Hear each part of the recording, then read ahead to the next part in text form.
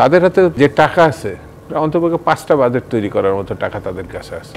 তাদের যে লাইসেন্সকৃত অস্ত্র, একটা অস্ত্র ডক্টর ইউনূস সাহেবের সরকার উদ্ধার করতে পারে, টাকা উদ্ধার করতে পারেন, এটাও করতে পারে। স্বৈরতন্ত্র আর গণতন্ত্র, জাতি গণতন্ত্র প্রিয়, কখনো স্বৈরতন্ত্র অ্যাকসেপ্ট করেনি। পাকিস্তান ভেঙে গেছে, কিন্তু পাকিস্তান তো তৈরি করছিল এই দেশের মুসলিম বাঙালিরা। সেই পাকিস্তানে পতন হয়েছে। পাকিস্তান যখন গণতন্ত্র থেকে সরে যায়, স্বৈরতন্ত্রের রূপ নেয়, খুনি হয়, তখন পাকিস্তান ভেঙে গেছে, তার আগে ভাঙেনি তো। সেই জন্যে আওয়ামী লীগ রাজনীতি করতে চায় কি না, যদি করতে চায় তারা কি স্বৈরতান্ত্রিক খুন গুম, তাদের হাতে প্রায় মানে যে টাকা আছে অন্তপক্ষে 5টা বাজেট তৈরি করার মতো টাকা তাদের কাছে আছে। তাদের যে লাইসেন্সকৃত অস্ত্র, একটা অস্ত্র ডক্টর ইউনূস সাহেবের সরকার উদ্ধার করতে পারে, টাকা উদ্ধার করতে পারেন, এটাও করতে পারে।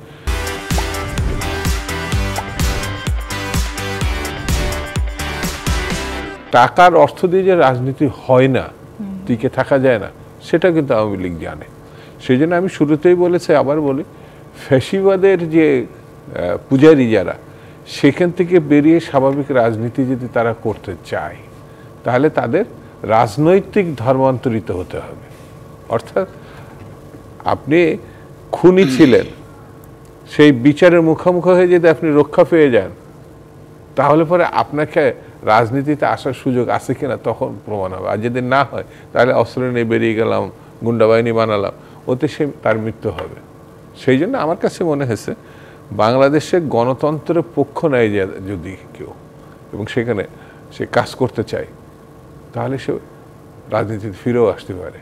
আর যদি স্বৈরতান্ত্রিক এবং ফ্যাসিবাদেরই পূজারি থেকে যায়, কোনো ভবিষ্যৎ নেই, 100 বছর কেন। এবং এই যে আসলে আওয়ামী লীগের উপরে যে ধরনের নিষেধাজ্ঞার কথা আমরা বলছি, না, আওয়ামী লীগের উপরে কেউ দোষ, বড় রাজনৈতিক দলের জন্য আসলে এক ধরনের বার্তা পেয়েছে কিনা না, বিএনপি এবং বিএনপির সঙ্গে যারা গণ আন্দোলন করছে, একটা মানে খুব পরিকল্পিতভাবে বিএনপি এবং বিএনপির পর জামাতের পর অমক, এরাও তো নিষিদ্ধ হতে পারে বলবেন। কার নিষিদ্ধ হবে কেন? এদের নেত্রীকে হাসিনা, এদের নেত্রীকে কি বলবো, খুনি, লুটেরা,